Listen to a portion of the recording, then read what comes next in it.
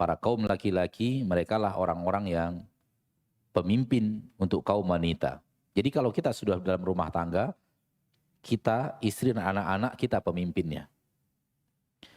Selain mereka, selain kita ini, adalah orang yang mengusulkan, termasuk mertua. Itu posisinya. Posisi yang dalam agama kita seperti itu. Jadi mertua kita, pada dasarnya adalah yang memberikan usulan. Sementara kita adalah penanggung jawab dan pemberi keputusan di rumah tangga itu. Maka ketika mertua membincangkan sesuatu, jadikan itu sebagai materi usulan. Untuk difikirkan apakah itu yang terbaik untuk kita lakukan di rumah tangga. Atau yang terbaik adalah yang bukan usulan mertua. Ini yang benar. Kita yang membuat keputusan di rumah tangga kita. Dan mertua berhak memberikan usulan, tapi bukan memberikan perintah. Tapi bukan memberikan perintah. Jadi ketika mertua mengatakan begini-begini, kita diskusi dengan istri, ibu memberikan pandangan begini-begini, didiskusikan. Lalu kita sebagai kepala keluarga yang membuat keputusan. Setelah kita diskusikan, ada kalanya usulan mertua itu sangat bagus dan sangat cocok dengan kebutuhan kita. Ada kalanya usulan itu tidak cocok, karena kita lebih tahu kondisi rumah tangga kita seperti apa. Apa yang terjadi di dalam kita lebih tahu, dan boleh jadi kita tidak terima. Dan mertua yang menantunya tidak menerima usulannya jangan marah. Nggak boleh. Kenapa? Karena itu hanya sebatas usulan. Sebatas nasihat. Semoga bermanfaat kalau memang pas pada masalah yang sedang dialami oleh menantu dan anak wanitanya. Gitu. Maka tetap di sini adalah wewenang suami sebagai kepala rumah tangga. Adapun seorang istri, antara ibunya dan mertuanya juga sama. Orang ketiga, karena apa? Di atasnya ada suaminya. Apapun yang datang dari orang tuanya, apa yang datang dari mertuanya, itu dijadikan sebagai usulan untuk dibahas dengan suaminya, dan suaminya yang akan memberikan keputusan. Di sini letak peraturan Allah Tabaraka wa Ta'ala yang Allah sebut di dalam Al-Quran itu, Ar-rijalu qawwamuna 'alan nisa. Lelakilah yang Allah Tabaraka wa Ta'ala jadikan pemimpin untuk wanita yang ada dalam surah An-Nisa ayat 34 itu. Maka pada dasarnya dikembalikan kepada suami sebagai kepala keluarga untuk mengambil keputusan, dan suami juga berdiskusi dengan istrinya untuk mencari jalan yang terbaik. Suami tidak boleh ego, keputusan dia saja, apapun dia semuanya, enggak. Ya, dia juga bertanya kepada istrinya, begini, bagaimana kita diskusi. Setelah didiskusikan, suami yang mengambil keputusan. Jadi istri, apapun yang berhubungan dengan rumah tangganya, datang usulan dari orang tuanya, datang urusan dari mertuanya, dia tidak mengambil karena orang tua, karena mertua. Kalau itu urusan rumah tangga, dia mengembalikan kepada suaminya. Dan suaminya mengambil keputusan. Suaminya yang mengambil keputusan. Karena itu kalau itu urusan rumah tangga. Wallahu ta'ala alam. Masya Allah, Ustaz. Menarik ini Ustaz, menyambung pertanyaan tadi ya Ustaz. Ya. Banyak juga misalkan kita gitu selaku yang masih tinggal bersama orang tua gitu Ustaz ya. Ya. Ada konflik baru di mana seorang istri konflik dengan seorang mertua gitu Ustaz. Nah itu gimana Ustaz cara menyikapi ya, di mana misalkan memang kita belum bisa mampu untuk memiliki tempat tinggal sendiri seperti Dilihat maslahat dan mudarat. Dilihat maslahat dan mudarat. Ketika keberadaan istri kita bersama ibu kita sulit untuk dijadikan, disatukan dan akan memberikan mudarat, maka dipisahkan. Dipisahkan ibu kita, istri kita. Tapi kalau ibu kita memang sangat membutuhkan keberadaan kita di dekatnya atau keberadaan orang-orang seperti menantu di dekatnya, kita pisahkan rumah tangga, tapi jangan jauh-jauh. Tapi jangan satu rumah. Namun ketika istri kita masih bisa bersabar dengan kekurangan ibu kita, atau ibu kita bersabar dengan kekurangan istri kita dan masih bisa untuk maslahatnya untuk berkumpul bersama, silahkan. Namun ketika tidak bisa, permasalahannya adalah ketika mudarat akan terjadi lebih besar, maka lebih baik dipisah. Wallahu a'lam. Masya Allah. Semoga terjawab ya Aki untuk jawabannya. Dan sister silakan pertanyaannya apabila sudah siap. Ya. Bismillah, Assalamualaikum warahmatullahi wabarakatuh. Waalaikumsalam warahmatullahi wabarakatuh. Semoga Ustadz, keluarga, dan tim kajian seluruh umat muslim di dunia selalu dalam lindungan Allah. Amin. Amin, amin, amin. Afwan Ustadz, izin bertanya, bagaimana cara kita sebagai seorang istri menasehati suami tanpa menyakiti hatinya dan tidak melanggar syariat ketika suami sedang futur, dan batasan-batasan dalam mengingatkannya sampai di mana Ustadz? Syukron, jazakallah khairan. Soal bagaimana caranya supaya dia tidak tersinggung tadi sudah kita sampaikan. Jangan sampaikan kepadanya kekurangannya ketika sedang marah, ketika sedang emosi, karena itu sangat mudah bagi syaitan membuat suami tersinggung. Disampaikan di waktu yang cocok, di suasana suami yang nyaman, dengan bicara dengan hati yang lapang, dengan pikiran yang jernih. Bila perlu kita masing suami dan istri tahu bahwa kita akan membicarakan masalah di rumah tangga, kita akan membicarakan kekurangan-kekurangan masing-masing bila perlu. Sehingga sebelum keluar dari rumah menuju tempat pembicaraan tersebut, masing-masing sudah punya mental, akan dikritik oleh suaminya, akan dikritik oleh istrinya. Jangan ketika masalah sedang terjadi, kita sedang marah, ketika itu kita keluarkan, gitu. Dan itu akan mudah sekali bagi syaitan untuk membuat tanggapan atau cara suami menanggapinya atau mendengar masalah itu dari kita berbeda. Maka ingat ya, ketika kita sedang emosi, kita sedang marah, kekurangan-kekurangan itu kita sampaikan. Tapi lihat kondisi suami yang siap untuk mendengarkannya, lihat kondisi istri yang siap untuk mendengarkannya. Bila perlu seperti yang kita katakan tadi, kita sepakat pergi ke sebuah tempat, cari suasana yang nyaman, cari udara-udara segar yang banyak pemandangan-pemandangan indahnya. Di sana kita berbicara baik-baik. Nah, kalau kita sudah bicara sebaik mungkin, istri masih tersinggung, suami masih tersinggung, kita nggak salah loh.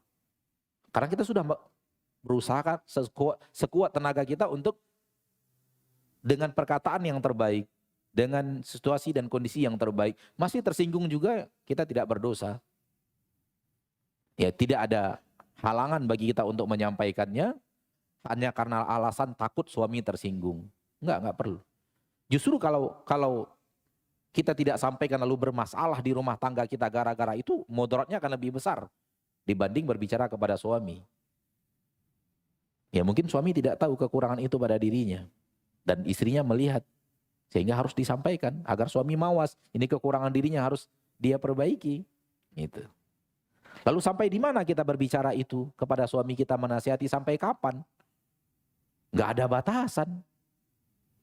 Karena menyampaikan kebenaran itu nggak ada batasan waktu. Oh misalnya sampai 10 kali, setelah 10 kali boleh nggak bicara lagi? Nggak ada. Sampaikan terus. Karena yang namanya dakwah termasuk mengajak suami sendiri, mengajak istri sendiri, itu adalah bagian daripada dakwah. Dakwah itu adalah menyuarakan kebenaran. Bukan menjadikan orang yang dinasehati ikut kepada apa yang kita dakwahkan. Itu yang terpenting. Nasihat itu adalah menyampaikan kebenaran dengan akhlak yang baik, dengan tutur kata yang baik, dengan cara yang terbaik. Ud'u ila sabili rabbika bil hikmah. Ajaklah manusia kepada jalan Rabbmu dengan hikmah. Apa itu menasihati? Apa itu mendakwahi? Yaitu menyampaikan kebenaran kepadanya. Bukan dia harus ikut apa yang kita sampaikan itu, enggak. Nah sering sekali suami menasihati istri atau sebaliknya istri menasihati suami, yang ada di benak istri atau suami, dia setelah saya nasihati harus ikut apa yang saya nasihati. Ini yang sering membuat kita akhirnya mengukur-ngukur berapa kali, menghitung berapa kali saya sudah nasihati. Enggak seperti itu. Sering sekali ketika kita salah dalam target, kita ingin istri harus patuh kepada nasihat kita. Atau suami harus ikut nasihat saya. Sering sampai kepada titik itu. Sehingga ketika bicara sekali, 2 kali, 3 kali, 10 kali kita udah bosan. Kayaknya udah gak mau lagi orang ini nasihati ini. Udah biar aja lah. Enggak begitu. Yang namanya menasihati, ini adalah bagian daripada dakwah. Istri mendakwai suami, suami mendakwai istri, istri menasihati suami, suami menasihati istri. Itu adalah menyampaikan yang benar. Agar yang benar ditegakkan dalam bentuk disampaikan. Dan itu tidak ada batasannya. Target mendakwahi, target menasihati adalah menyampaikan kebenaran itu dengan cara yang baik. Kalau sudah disampaikan dengan cara yang baik, target dakwah tercapai, target nasihat tercapai. Suami yang menasihati istrinya sudah dinasihati dengan baik-baik, dengan tutur kata yang baik, nasihat suami dan kepada istri sudah terwujud, dia sudah bebas di hadapan Allah. Terlihat lagi kekurangan, sampaikan lagi. Terlihat lagi, sampaikan lagi. Terlihat lagi, sampaikan lagi. Terlihat lagi, sampaikan lagi. Dan tidak ada target orang yang dinasihati harus ikut. Nggak ada target ke arah itu. Dan target itu yang membuat kita akhirnya malas. Kalau sudah lebih daripada 10 kali, sudah lebih dari 15 kali, akhirnya kita malas. Kenapa? Target kita nggak pernah tercapai. Namun ketika targetnya tidak ada di situ, targetnya adalah mengingatkan, targetnya adalah menyuarakan yang benar, targetnya adalah mengingatkan bahwa itu salah. Setiap selesai kita nasihati, target tercapai. Sehingga apa? Sehingga tidak bosan untuk menasihati. Karena setiap menasihati, setiap menyampaikan, target tercapai. Sampai kapan? Enggak. Sampai kapan saja. Kalau Nabi Nuh sampai detik-detik terakhir bertemu anaknya masih menasihati. Detik terakhir bertemu anaknya, nasihat masih keluar dari lisan Nabi Nuh alaihi salam. Kalau kita ambil pelajaran ini berarti sampai suami mati sudah. Sampai suami mati. Karena Nabi Nuh tetap menasihati anaknya sampai pertemuan terakhir dengan anaknya dalam kondisi yang sangat rumit, tetap nasihat itu dikeluarkan Nabi Nuh dari lisannya kepada anaknya. Ini menunjukkan bahwa beliau selalu menasihati anaknya, selalu menasihati anaknya. Bahkan di saat-saat genting, beliau tidak lupakan nasihat itu. Apalagi di saat yang tidak genting. Maka tidak ada takaran sebenarnya. Ya, kalau ada yang bertanya sampai kapan saya boleh sabar kepada suami saya, sabar sampai mati. Wallahu ta'ala alam. Insyaallah. Padat sekali ya jawabannya. Masya Allah. Semoga sister tadi terjawab. Dan mungkin ada satu pertanyaan lagi sister sama brothers. Kita persilakan ya Ustadz ya. Silakan. Untuk brothers mau bertanya silakan. Bismillahirrahmanirrahim. Assalamualaikum warahmatullahi wabarakatuh Ustadz. Waalaikumsalam. Mengenai manajemen konflik pasangan di usia senja Ustadz. Di mana umur udah yang 60-an gitu ya. Terus jadi nggak ada jalan keluarnya, masing-masing sudah masing-masing aja gitu. Udah ini hukumnya misalkan si suami sudah tidak sholat lagi gitu. Hukum rumah tangganya ini seperti apa gitu, apa sampai meninggal seperti itu, atau ada batasan-batasan yang memang harus bercerai gitu, ada batasan-batasan apakah yang solusinya yang ujungnya bercerai seperti itu Ustaz. Barakallahu fiik. Ada merasa aneh aja ya, antum usia segini bicara konflik usia 60-an gitu. Oh Masya Allah. Ya Masya Allah.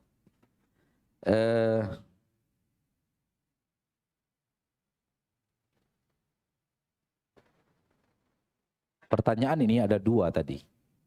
Pertanyaannya ada dua. Pertama, bagaimana konflik ketika sudah berusia senja. Yang kedua tentang bagaimana salah satunya tidak sholat. Kita pisahkan saja. Kita pisahkan dengan dua pertanyaan. Jadi satu pertanyaan kita anggap dua pertanyaan. Pada dasarnya ketika orang memiliki konflik di rumah tangga dan dia sudah sampai di usia 60-an, 70-an, biasanya sudah terbiasa dengan itu. Artinya sudah sekian puluh tahun melewati masalah itu kan. Masa sih sudah 40 tahun bisa melewatinya di usia 60 dan 70 udah nggak bisa lagi gitu. Harusnya bisa dong. Logikanya seperti itu. Paham nggak? Kita ada masalah dengan istri kita, kekurangannya di sini. Kita nikah di usia 21 tahun, 22, katakanlah 25 tahun.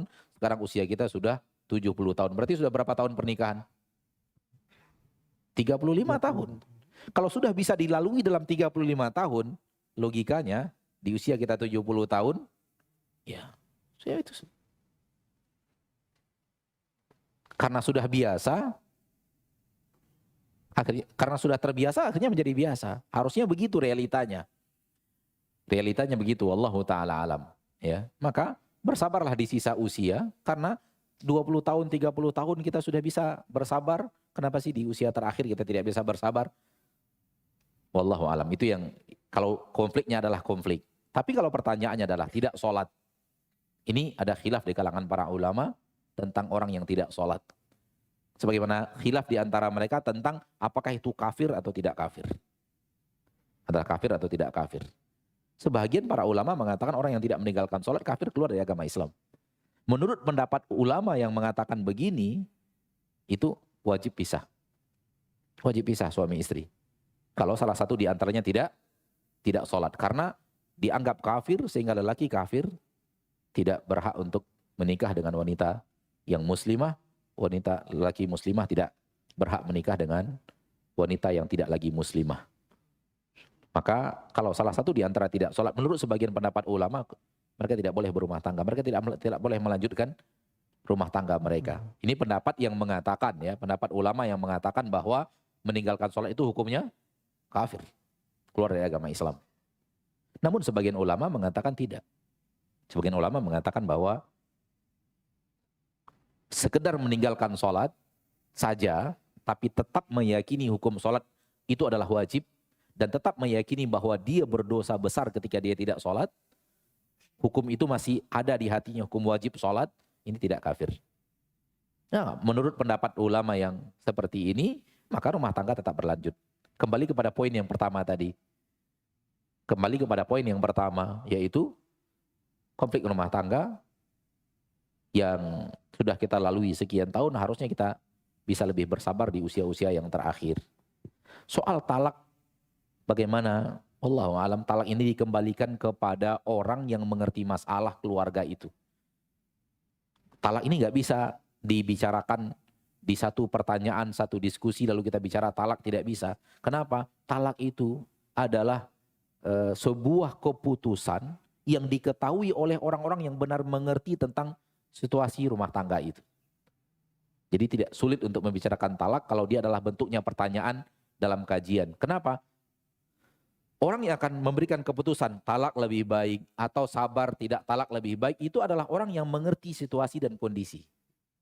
Mengerti situasi suami, mengerti situasi istri, mengerti situasi anak-anak mereka, keluarga mereka, sehingga bisa menakar maslahat dan mudarat. Apakah maslahatnya dilanjutkan rumah tangga ini atau maslahatnya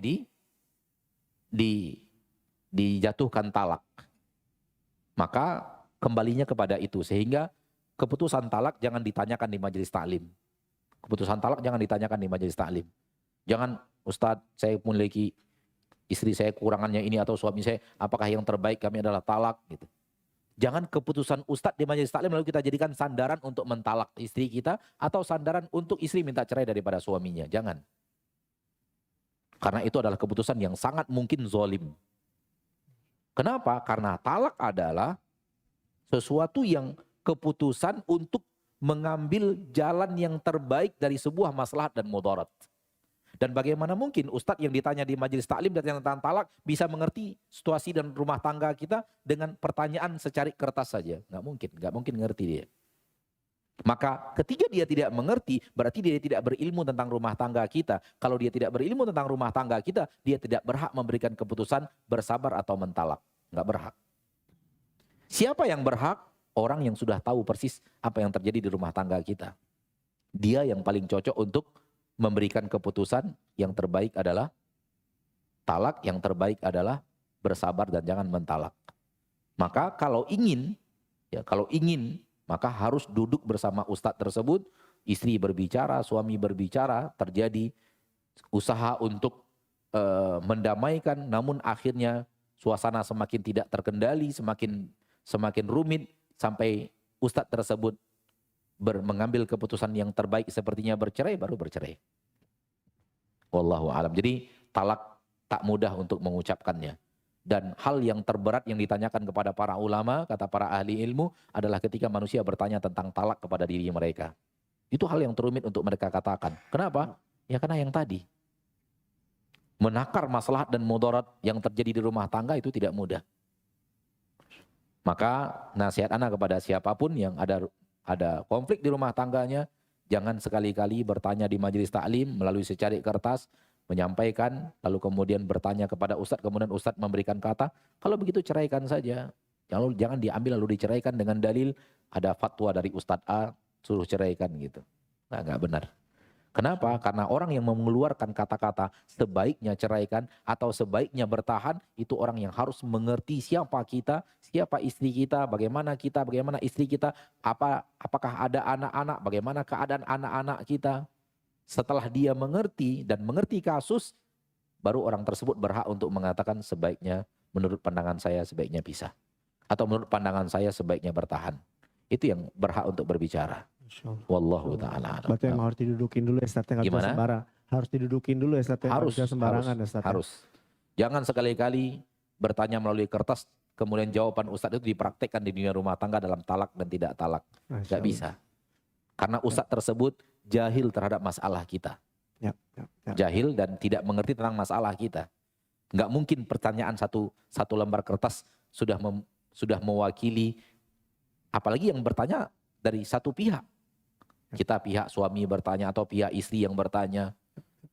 Jadi jangan sekali-kali jawaban ustadz di majelis itu kita jadikan landasan untuk melakukan aksi. Sampai kita mendatangi orang ketiga dan kemudian menumpahkan kepadanya masalah kita, lalu beliau memberikan nasihat-nasihat, kemudian nasihat-nasihat tersebut tetap mentok, tidak bertemu jalan buntu, maka ketika beliau mensyaratkan atau memberikan nasihat sebaiknya ini diakhiri, maka itu talak yang benar. Talak ketika jalan buntu ditemukan antara suami dan istri. Wallahu a'lam. Semoga terjawab ya betul tadi pertanyaannya. Dan mungkin waktu juga sudah lewat malam nih Ustadz. Baik. Kita